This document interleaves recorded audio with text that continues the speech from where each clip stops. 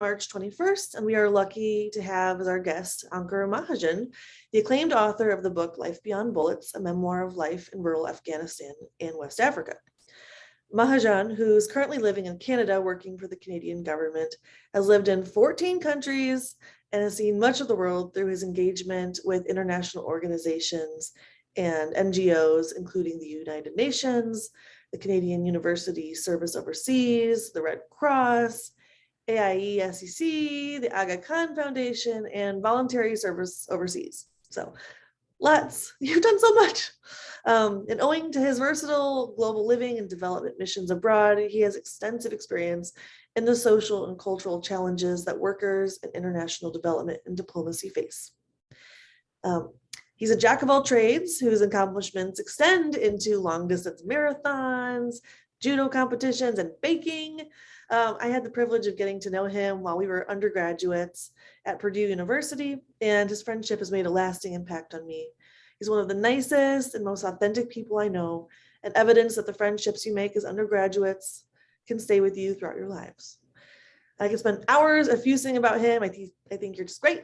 But I know we want to hear about his experiences. So let's give a virtual round of applause and direct our attention to the author of Life Beyond Bullets, my friend, Ankur Mahajan.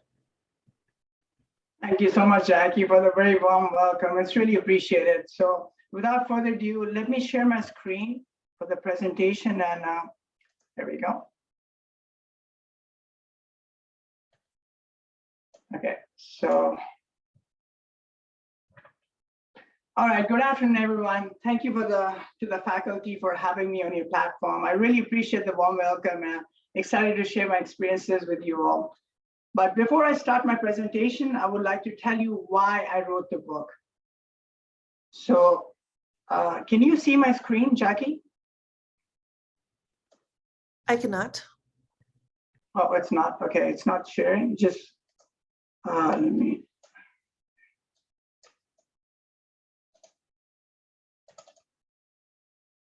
Is it good now?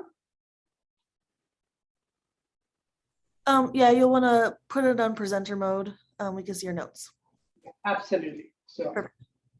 Again, so thanks for the warm welcome. And before I start my presentation, I'd like to tell you all why I wrote the book. So there were two reasons behind it. One was that whenever I went to any bookstore to find books on Afghanistan, I was amazed that if not most of the books there would talk about the military experiences of serving in Afghanistan or other books on diplomacy. But I didn't find many books that portray the everyday life of living there as an international development worker. So my focus in the book is to showcase what goes on behind the media bubbles. What's it like to live with Afghans and African people, to portray their beautiful culture and ways to be accepted in the community. Hence, the title Life Beyond Bullets. And secondly, I wanted to raise money for children with disabilities in conflict zones. So that was my passion behind writing the book, as through the proceeds, I could raise funds.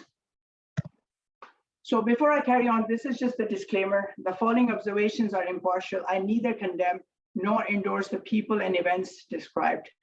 My views are not a representation of my employer, that is Government of Canada, organization, or any other governments.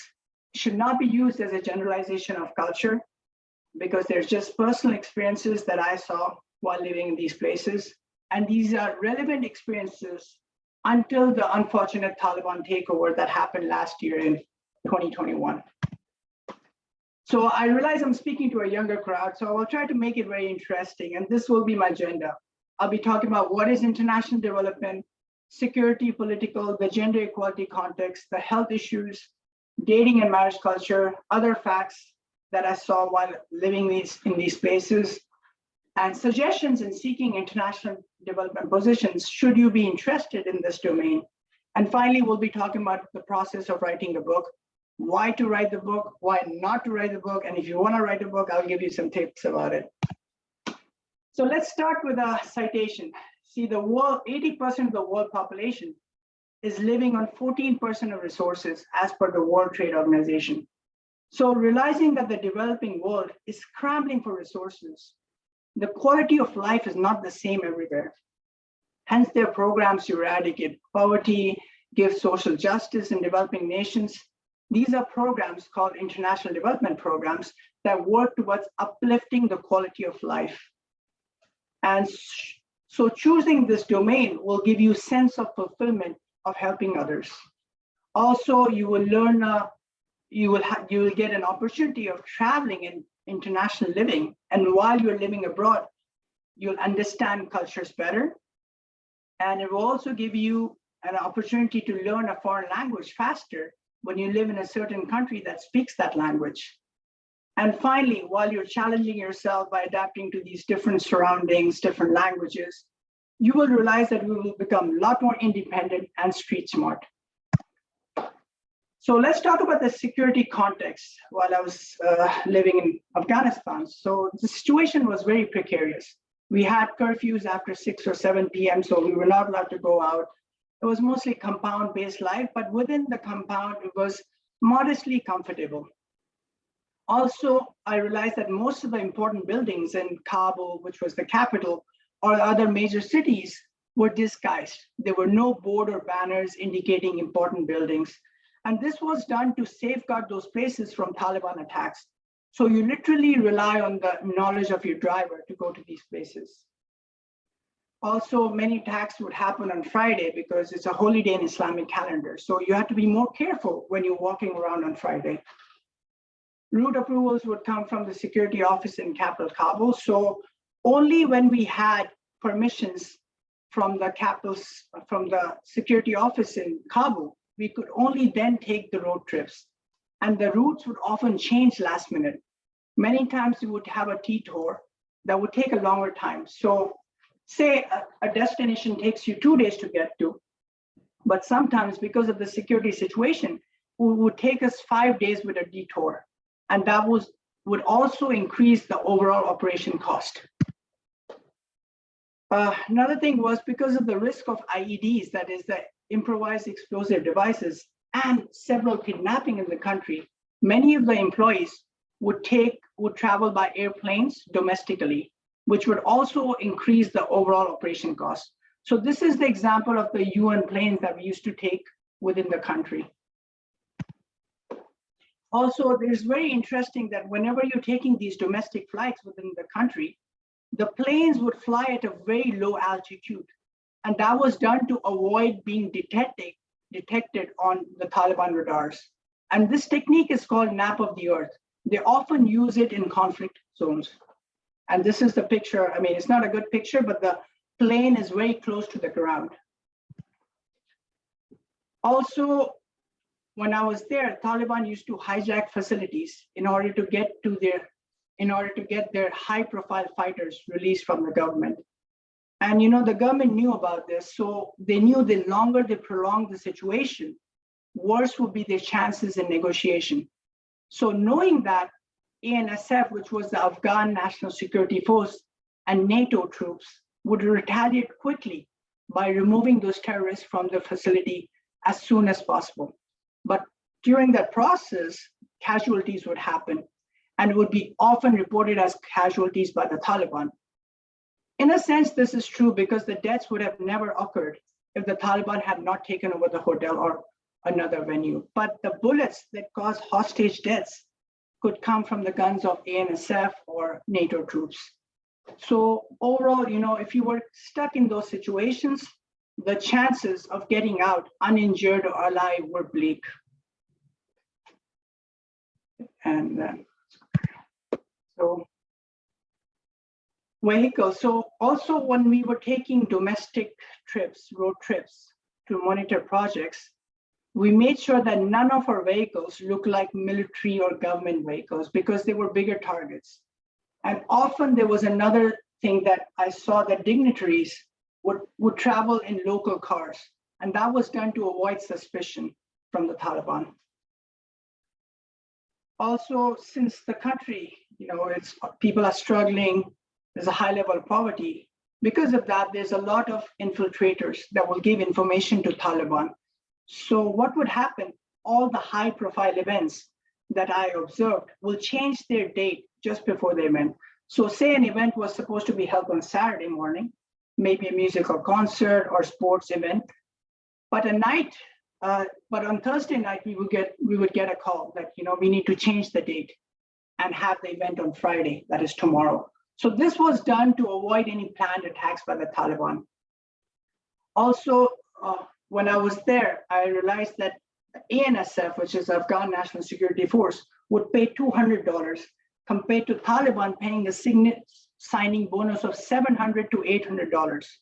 So there was also a financial incentive to join the Taliban. So this is a picture of a shop near my compound in Afghanistan. As you can see, guns were very easily available with no identification required. And combined with no trust in the judiciary, hence small matters like road rage, any small arguments would turn extremely violent and leading to more destruction and mayhem that's already in the country. So another thing, to give you an idea of the collateral damage that has been caused since 2004 in Afghanistan, only 2% of the high value targets were killed by drone attacks. The rest were mostly innocent. And this data comes from Stanford Law University. So you can imagine so many innocent people have been killed. Literally out of 100 people that have been killed, 90 might have nothing to do with the war. And this also creates a lot of enmity towards the West. Poverty also causes, people to do nefarious activities, including kidnapping. So when I was there were a lot of kidnappings, but they were not just by the Taliban, but they were also by the local gangs that would do kidnapping for ransom. Desperation, poverty, and excitement of being a hero, a martyr for the country, religion makes people join the Taliban. So since people are already struggling every day, and due to the poverty, and then they're given this belief, even though life is not good right now, but your afterlife will reward you if you were to die for a cause.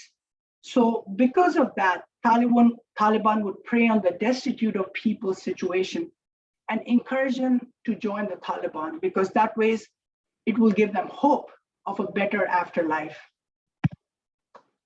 This is just a picture I wanted to show you while we were doing monitoring. We were monitoring visits, projects, visits. So if it wasn't the Taliban, it was also the dangerous routes that we would take to monitor the projects, as most of the country is not paved. This is another example of makeshift routes to get to the project. Let's talk about the political context now. So in my opinion, wherever I went, whether it was West Africa or Central Asia, I realized that people were more keen about their local and national politics because they already have fragile livelihoods, and a slight change in policy could affect their everyday sustenance. So they were more active. They spoke about the local politics a lot more. And people also have this mindset that leaders of their tribe or religion will do more for them. So people chose political parties as per their tribe and religious sect. And again, in African nations, I saw a lot of nepotism and unfair elections, and in Central Asia as well. So many times people don't vote for the ruling party, but they end up winning with a larger margin. And you would also see, if your father or your mother is into politics, the children would also get some positions in the political party. So there was a lot of nepotism that I saw in many places.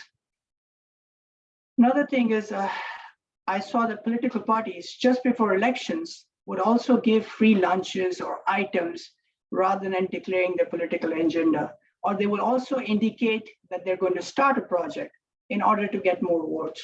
And this was very common in West Africa. The political parties will try to give short-term rewards as a way of winning votes. Another peculiar thing that when I was living in West Africa, Cote d'Ivoire, Burkina Faso, or whether it was Mali, or when I visited Togo, I observed that in Western African nations, there was a very strong influence of the French government. The candidates that were backed by the French government would mostly win. And if they faced defeat, then many times they would not step down, and this would lead to civil conflicts. And Cote d'Ivoire is a very big example, Ivory Coast. They've had two civil wars when the candidate, which had less votes, did not step down, and that led to a civil war. Like I was talking about indication of starting a project. So this is just before elections in Ghana, and one of the political parties erected utility poles in many villages. And this was to indicate that we will bring electricity to these villages if we were voting into power. And naturally, most of the projects would not materialize, even if the sponsoring party would win. So then you will end up with these poles connected to nothing. And they would do the same thing with some paved roads here and there. So, but as soon as they will get into power, their priorities would shift. This is an example from the village I was living in, Wale Wale, Ghana. So there's a system of tribal chiefs. So tribal chiefs are chosen through a family, and they often have more authority than elected officials in the village. And all major decisions that I observed had to have their consent. And the person holding the mic is actually the chief of the village I was living, called Wale Wale, Ghana, in Ghana. So he's wearing a specific kind of a hat, and that's how he was identified in the village. And people right next to him are wearing a certain kind of a hat. That meant they are the ministers to the chief, his assistants. This is a picture from a political campaign in Ghana. Again, you can see it can be very dangerous. Let's talk about the political barriers in development. So interestingly, when I was in Afghanistan, I realized that the political stability in developed nations can directly impact the projects of other developing nations. So for instance, say we have Democrats in power in the US, and one of their agendas is development in Afghanistan. And say they commit about 5 billion, just imaginary number, for the medical facilities in Afghanistan. Now, after 4 years, the government changes, and then the Republicans may have a different agenda and can no longer allocate the amount. So different political party agendas can also directly impact the development of projects in recipient nations, because the recipient nations, which are Afghanistan in this category, they also formulate policies based on how much international aid they're going to receive from the US.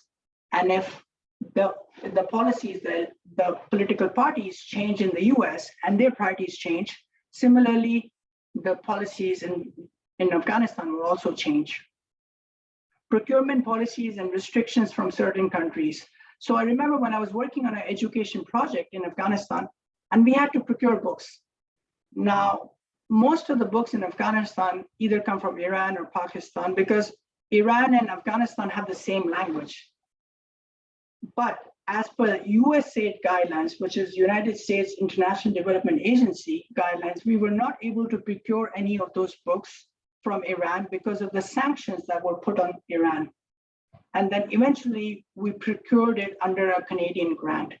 So what I'm trying to say is that politics between two countries can also directly affect the development of another third nation. And in this case, I realized that sanctions mostly affect the people at the grassroots level that have nothing to do with the policy formulation of the country. It's the vendors in Iran and then beneficiaries in Afghanistan, which had nothing to do with the politics.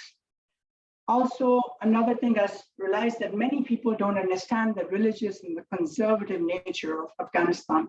And so they would formulate policies in Geneva, Washington, and Ottawa. And those policies would lead to negative or unintended consequences. This is a picture from Ouagadougou. It's a country in West Africa, and Ouagadougou is the city, and the country is Burkina Faso in West Africa. And people were protesting against the president, Blaise Compaoré. That was in 2013. And then the government troops started open firing. Next day, I remember in the news, it showed that 5 people were killed, but they didn't include the reason of the deaths. And I'm sure the casualties were a lot more as well. So that was my first time I realized, how media is also controlled in many places and does not give a complete, very transparent picture. Let's talk about gender equality context, and I hope you'll find this more interesting. So as per my experiences, concept of gender equality differs from one culture to the other. the whole acceptance of gender roles are different and very culture specific. So just to give you an example, like in North America, sometimes in our discussion of gender equality, we might include LGBTQ community. But in other parts of the world, in Central Asia and Africa, gender equality only translates to women's empowerment, and that's it, because they have a very strong gender roles. And I realized while I was working for the UNDP in Uzbekistan that all advocacies in Central Asia mostly made sure that they're no way perceived as supporting homosexuality because of the strong gender roles. And unfortunately, there's another factor that, we have a lot of divorces in North America. And because of that, many attribute this to the gender equality practices. And so in developing nations, the ideology can also be seen as something that can break families. In Afghanistan, I realized that, women were primarily respected as per her children and husband situation. And then it was something else, like even if she was in politics, but first thing was, how's her situation at home? And that's how she was judged. In Afghanistan, I saw that the low participation in leadership positions were due to late and unexpected hours. So just to give you an example, when I was in Faizabad, that was the city in the province, Badakhshan of Afghanistan, my director would get late calls, in the evening about certain Taliban attacks. And he would then have to go and visit those areas during late evenings. And so that's another reason that many families don't want their daughters or wives to have to travel during unusual hours because of the security context. And or during the day as well, she might have to travel with other men that she's not related to. So a lot of families don't want their daughters or wives to be in leadership position. Maharam policy affecting participation. Let me talk about Maharam. So say you go on your campus late night and it's so late that you want your friend to walk you or to drive you back home. It's a similar sort of concept. So when a female in Afghanistan, she's invited to another city or another province to attend a workshop, she would be accompanied with a guardian called Maharam. And I've also seen grandmothers traveling with my female colleagues as Maharam. Now, say if an organization has an operating budget of 15 employees to invite to a workshop, now either they can have 15 male employees or they can have 7 female employees, because for every female, there might be a Maharam traveling with her as well. So the organization would have to pay for the Maharam as well. Eventually, the operation cost for women's participation can be higher than male attendees. And with already limited budget, this can also affect the participation of women in capacity building activities. So when I was there in Afghanistan, as a young unmarried man, I had to be very conscious about my sense of humor, especially when you're speaking with the opposite sex. And in North America, we joke about anything and everything, but religious jokes were offensive. And I also tried to make sure that I didn't contact any female employees after office hours. Also, if you have any female colleagues that come to your office room, you make sure that the door is always wide open. I saw others doing it, so I imitated the custom. Pregnancy discrimination due to high fertility rates. So on average in Sub-Saharan Africa and in Afghanistan, the fertility rate is 4 to 5. So because of that, I saw that there was a lot of discrimination that women had to face as well, because employers would think it's better to hire a male employee because there would not be any pause in the employment and they wouldn't have to pay for maternity leave as well.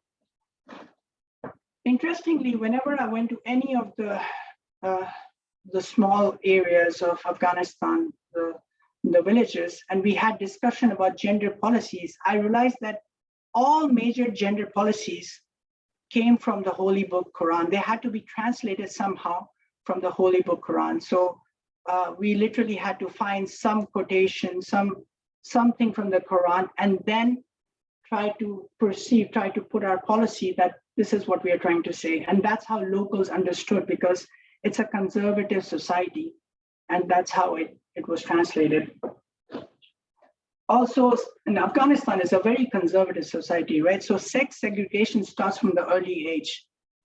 And as per my experience, what that did is not only affects the socializing skills with the opposite sex, but men tend to also underestimate women at work because they've never studied with them in the same class.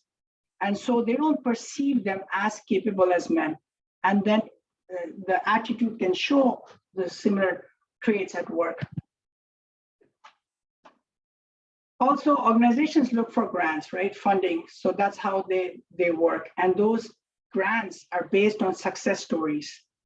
Now, one of the easiest ways to prove success is through providing vocational trainings.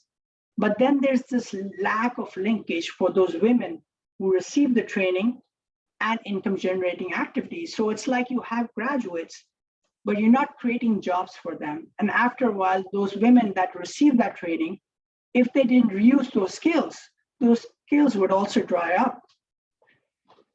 And also, besides that, I realized that age correlates to respect, affects younger women in leadership. So in most of the Eastern cultures, in Central Asia and even African cultures, age correlates to respect, but this may not be true in North America. Now, because of this, a lot of younger women in leadership positions face challenges having older employees, as employees tend to give more respect to managers who are older than them. So another reason you don't see many younger women in leadership positions in Afghanistan. Kaya in Ghana. So there's this concept of Kaya in Ghana, where many women migrate from the rural community to any of the Ghana's bigger cities, and that's for search of work. Sometimes there are also girls as young as 12 years old. So when they're in this new city, new province with different people around them, many times, unfortunately, they end up in prostitution due to the economic conditions, and many end up with teenage pregnancies. And so there are a lot of development programs in Ghana that revolve around this concept of Kaya. Practice of Bacha Posh. So there's another practice that's in Afghanistan. So what war does, it breaks down the security system of the country. And the most vulnerable group that I observed were younger girls. So there's this practice in Afghanistan in which some families without sons will pick one of their daughters to live and behave as a boy. So what it does, that enables a child who's actually a girl pretending to be a boy to behave more freely. She could attend school, she could escort her sisters in public, and also do household chores. And that's because, unfortunately, because of the cultural restrictions and the security context of the country, there's this practice of Bacha Posh. This is an example of how we sometimes took pictures in the field in Afghanistan to depict success stories of the project. Since it could be very dangerous for women to be seen attending educational institutions in most of the parts of Afghanistan, so that's how pictures were taken to safeguard their identities, yet proof of success of the project. Unfortunately, there's a presence of sexual harassment in every society, but because of the massive stigma attached to it and no trust in the judiciary, it is mostly never reported. It can also greatly affect one's marriage prospects later because most of the marriages in Afghanistan are arranged marriages. And so that's why many of the victims would not open up about their experiences because it could affect their prospects of arranged marriages later on. Let me talk about the witch camps. So these are shelter camps in Ghana called witch camps. So if a woman is accused of being associated with black magic, she's declared as a witch and she's expelled from the community. So many times it's generally her husband or husband's new wife that would accuse the lady, the older woman, as a witch and doing witchcraft. And so once she's expelled from the community, there were these shelter camps in Ghana that would give her assistance. It's literally a solution to a problem, as in Ghana, they didn't have shelters like we have in the US and Canada. Also, I realized, whenever we spoke about any gender or environmental policies, they were not taken seriously. And I studied why it was. And, when there's already limited budget, the priority is always given to health, agriculture, or peace and security. So until the basic livelihoods of people are not guaranteed, unfortunately, other themes like environment and gender will never be prioritized. People will not take it seriously. In my experience, whenever I spoke to any Afghan men in my office, they also admitted that women were not treated well. But because of the conservative culture and lack of security, they were not able to do much. So unless the change doesn't come from the top leadership, unfortunately, the situation might remain the same. Let's talk about the health issues now. So, due to the massive stigma associated with children out of wedlock, a lot of families opt for abortions through traditional black magic doctors in sub-Saharan Africa. And because of that, there were a lot of infant and maternal mortality. Also, I realized in Afghanistan that many families don't want their daughters or wives to be treated by male doctors because of the conservative culture of the country. And this again brings a challenge because there's already a shortage of female health practitioners. And so families would not bring their daughters or their sisters or wives to the doctor, to the clinic for a checkup or deliveries. This also,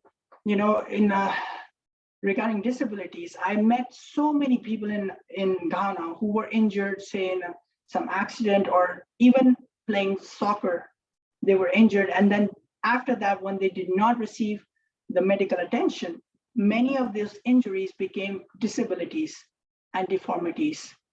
And that further affected their education and employment. Child disabilities blamed on parents as retribution of their sins.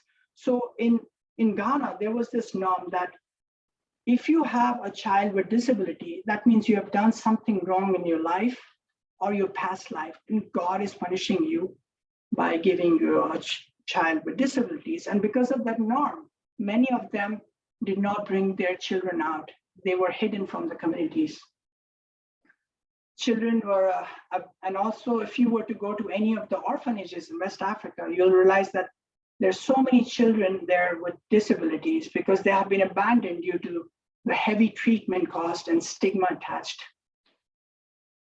Another interesting aspect I saw was that there were lack of expertise on cognitive impairment. So when I was working in Ghana, even though there were projects on disability, but what would they would do is that if a child had any kind of a disability, they would put all of them in the same classroom under the same syllabus. So that also affected their individual development. This is a picture of how I used to get my water delivered through a donkey cart and somebody would fill up the tank. So because there's a massive shortage of fresh water in sub-Saharan Africa, and that leads to waterborne diseases like cholera, dengue, and malaria that was very common. Let's talk about HIV/AIDS now. So unfortunately, 91% of the world's HIV positive children live in Africa as per World Health Organization. So that's why it's one of the MDGs, Millennium Development Goal of the UN. There's also a high stigma attached with HIV/AIDS patients.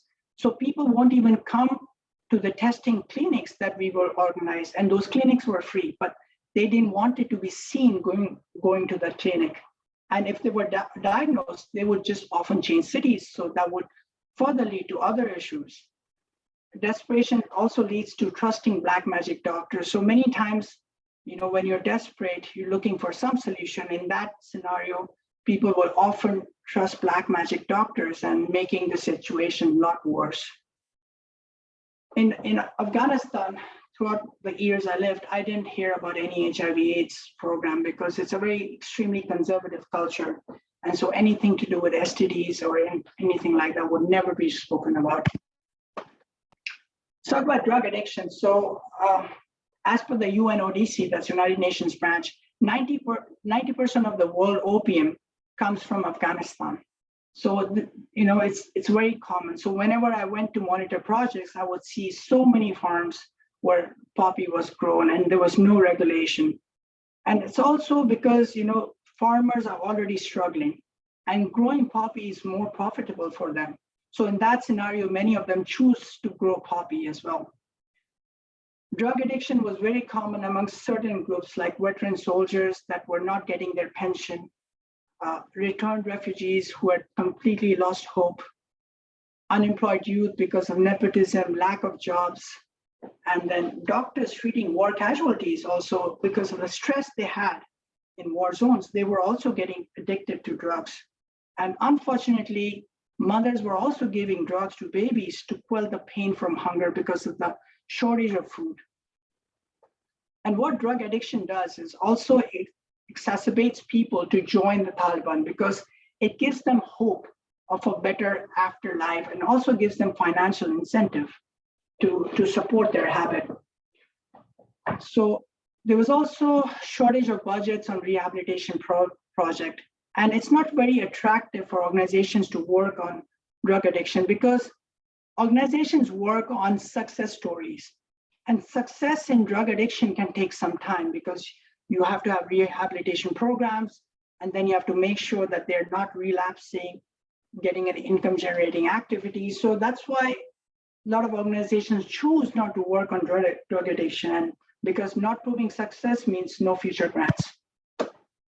Let's talk about the dating and marriage culture. So when I was in Afghanistan, arranged marriage is a custom, but arranged marriages are not the same as a forced marriage. It's like, you go on a blind date in the US, but after 2-3 dates, you need to decide whether you want to marry the person or not. So that was a similar sort of concept. Prospect of arranged marriage gets affected by action of siblings. So I remember a story of a girl in Afghanistan who was studying abroad in neighboring country, Tajikistan. And on her graduation, she wore a skirt. But then the word got back to her community, and that even affected her sister's prospects of arranged marriage. So it's a very conservative country overall. And in my experience in Central Asia, the institution of marriage is seen as a way of starting a family. And so I've also seen people gifting diapers on the weddings. Bride price for young men in Afghanistan, about 15,000. So let me talk about the concept of bride price. So bride price is the amount that the groom has to pay to the bride's family in order to get married. And the amount that time when I was living in rural Afghanistan was 15,000. Now for say a driver or a cleaner who makes $100, saving this much amount of money it's a long process. And that's why you see a lot of older Afghan men getting married as well, like mostly because during the youth, they're not able to save this much money. And then the polygamy is legal. So men marrying more than one time also tips off the balance. And when you're looking for this financial incentive, that $15,000 to marry and start a family, you also become very vulnerable to join the Taliban because Taliban would provide you that financial incentive. Marriages among cousins due to bride price. So many people also, because of the bride price, would marry within their cousins. So that was first reason was that there might not be a requirement of bride price. But even if it is, then still the wealth stays within the family. And interestingly, how in North America, it's very offensive to tell someone that you have gained weight. But on the contrary, I saw in Sub-Saharan Africa, if you tell someone you have gained weight, it was like a compliment that you're eating well, you're doing well. So this is an example of Afghan wedding. Men and women eat separately, and only the close family or other women get to see the bride. There's certain other factors that I saw from the field. So see, there's no laws or lack of implementation when it comes to protecting employees which results in abuse. So because there are so many people applying for few jobs, a lot of the employers in developing and conflict nations, they would abuse the employees by making them work overtime, paying them much less. So they'll be underpaid and working overtime. And there'll be no laws to protect them as well. And even if there were laws, they were not implemented. So, and the other thing is every country has some level of corruption, but the corruption doesn't hurt if it's just at the bottom. But what I saw in Sub-Saharan Africa and in Central Asia, that it was from top to bottom. And because of that, whistleblowers were often ineffective or they faced a lot of retaliation. Operation cost and timeline of project completion is 200%. So say a project making a hospital in the US takes a year or two. That might take you 5 years or 6 years in Afghanistan because the procurement issues, this lack in capabilities, and so, getting the right people on the project. So that's why the operation cost could also be much higher. Also, besides that, I realized that religion is a way of life for people in Afghanistan and in West Africa. So I recall when I was there in 2015, there was this case of blasphemy that happened. And with my personal experience, I could see the distress that it caused Afghan people. Also, what it does, any of these cases of blasphemy, it creates a lot of negative sentiments toward foreigners and also jeopardizes their security while they're in the country. So if you want to choose international development, just remember, it's always good to show empathy, because the whole idea of be brief and be gone in North America, it might not translate well in developing in other conflict zones, because you need to show empathy towards people. And it's completely fine saying things like, how's your family, or give my regards to your family, even though you might not have met these people's family before. And also seek to understand before passing judgment, because many times, if we see something that might not be common in our culture, we start judging people's. But realize that, people, where they're coming from, put yourself in their shoes. So then only, before you make judgments, put yourself in their shoes and realize why they're doing this. And this will make you a better human being. So you'll understand cultures better. It will also give you a much more bigger horizon. You see the scars on the left and the right cheeks of the boy. So these are scars that are considered beauty accessories, like we have tattoos in North America. And in some cases, it is also a way of identifying the tribe of the person. This is an example from Ghana. So what they do in order to maintain harmony amongst the two major religions, that is Christianity and Islam, they would start a workshop or a meeting with a Christian prayer, and then they would end it with Islamic prayer, or vice versa. The objective behind was that no one feels that their religion is not given importance. Just to give you a picture, show you a picture of my house in Wale Wale, Ghana. This was my office in Afghanistan. This was my room in Afghanistan. As you can see, modest and comfortable. Interesting picture from the city where I was living in Faizabad in Afghanistan. You see how they copied the KFC logo and called it Kabul Faizabad Chief Restaurant. This was a menu in Kabul that had Burger King icon on it. This was in Ghana. I saw deodorants of Facebook, iPhone, and this one was a hard one to find. It's not Head and Shoulders, it's actually Head and Shampoos. So if you want to work in international development, I can give you some tips about it. Look for volunteer experiences. That shows you have empathy for other people. So maybe if you want to volunteer for your local church or any other homeless shelters in your city, this will show that you have empathy. Learn languages. It shows you have adaptability. Look into organizations like UNV, United Nations Volunteers, Peace Corps, ISAC, QSO. These are organizations that will give you your first internship or your first contract without prior experiences. Internships in UN offices by contacting country offices. So there are, nowadays you can find contact offices of all the UN offices around the world online. So you can just write them an email, you're looking for a volunteer opportunity or an internship or a contract, and could be a foot in the door. Another thing I realized that the easiest way to get a job abroad is by teaching English. But while you're there in that country, then you can also contact the local development offices there, and again, ask for your first experience. And this is what I feel, it's easier to adapt during your youth. So as you guys are already young right now, if you want to choose this domain, this is the time, because as you go into your 30s and 40s, you might have mortgages, you might have children, you might be in, committed relationships. And so it might get harder later on. But at this age, this time, it might be a lot more easier to also adapt.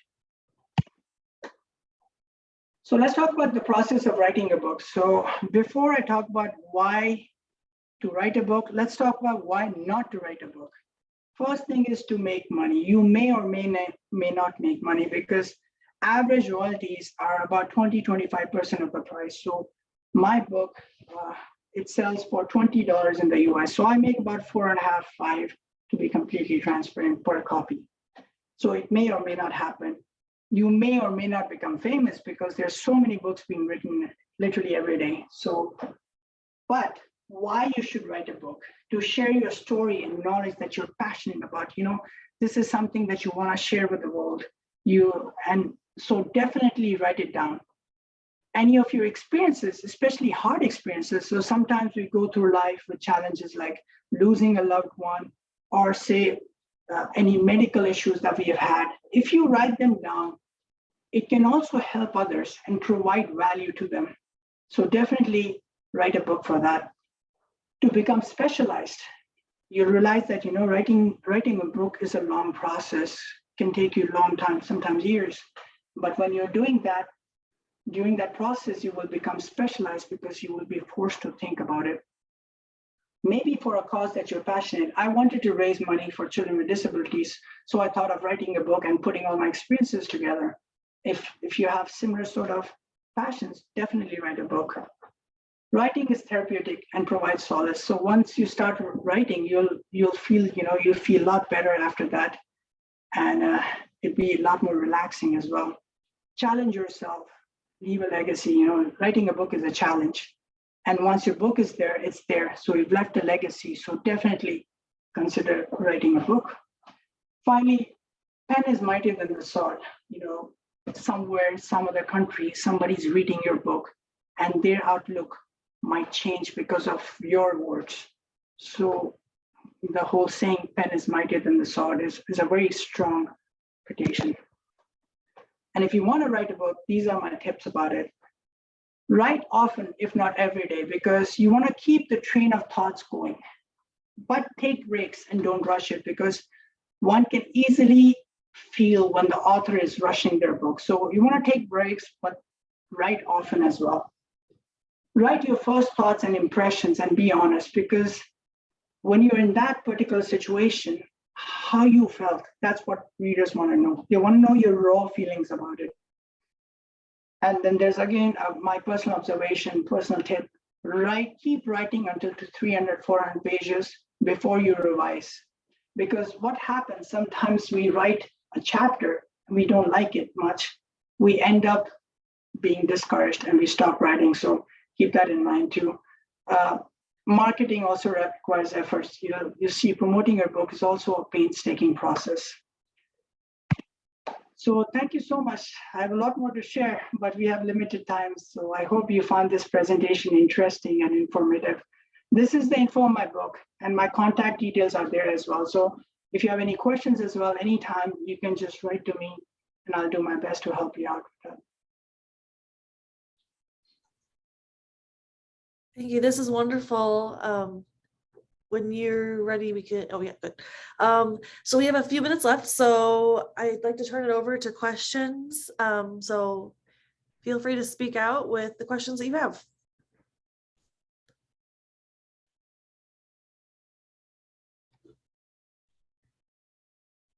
People are gonna be shy.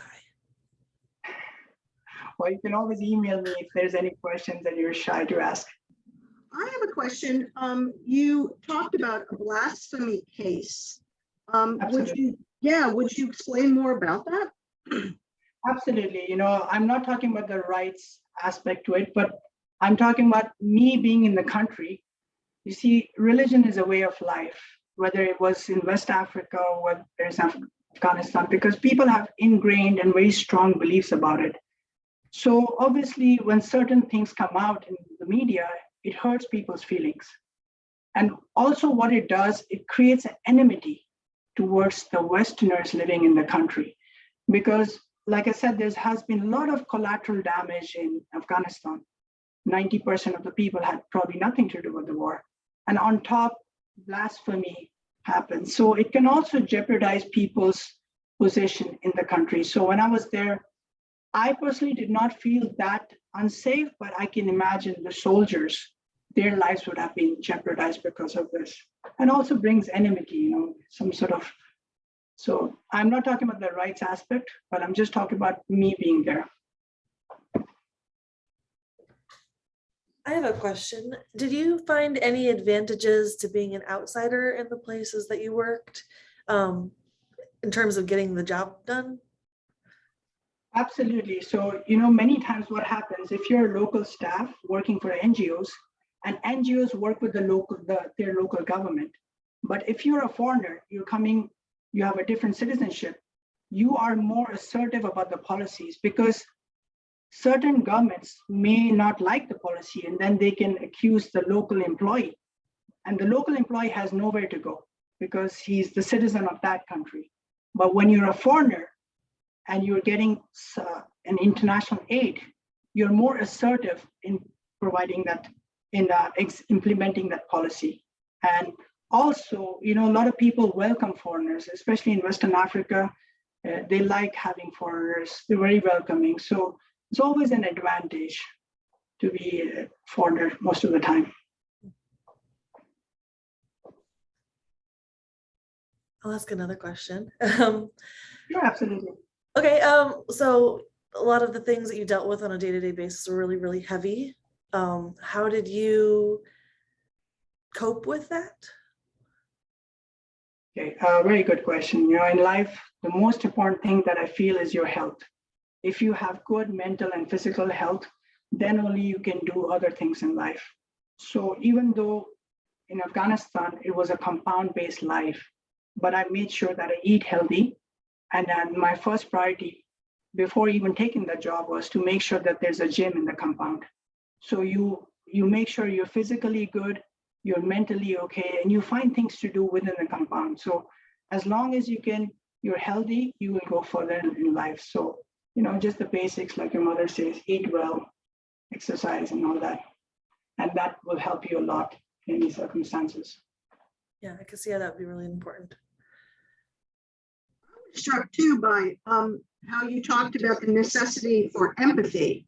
And I think that is such an important aspect. And it's something that certainly has come into our conversations, I think, more in the last few years in particular, right? In terms of people figuring out private rights versus public welfare, right? Which is a tension that is very old in this country. But yeah, so empathizing then with people who may have different opinions, different cultural experiences. And I thought that was so interesting that you brought that up. I mean, do you want to talk more about that at all, this idea of empathy? Absolutely, absolutely. You see, in conflict zones, people have suffered a lot, right? And it's not the same atmosphere that we have in the US, that we just go to work, we talk about work issues and we leave. You see, people have suffered a lot. And if you come as a foreigner and have the same attitude that you have in North America or in Canada, people will not respect you after a while. They listen to you, but they'll be like, okay, this person doesn't really care about us that much. So, even those people, when you're working with them, they will ask you, how is your family? Even though you maybe or may not be married. But this is a common saying. And it also creates connection between the employees, right? And you're trying to get to know them. And people really appreciate that. And no matter whatever level they are at, they'll appreciate them when you're concerned about their family as well and their well-being. And then it's just the work. Yeah. Thank you.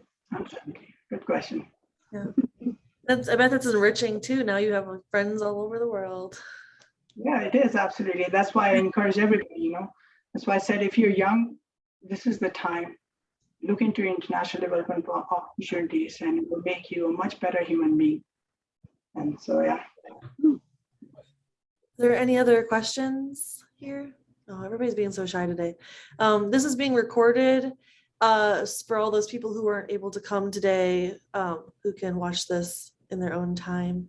But as as you said, if you have questions, you provided your contact information.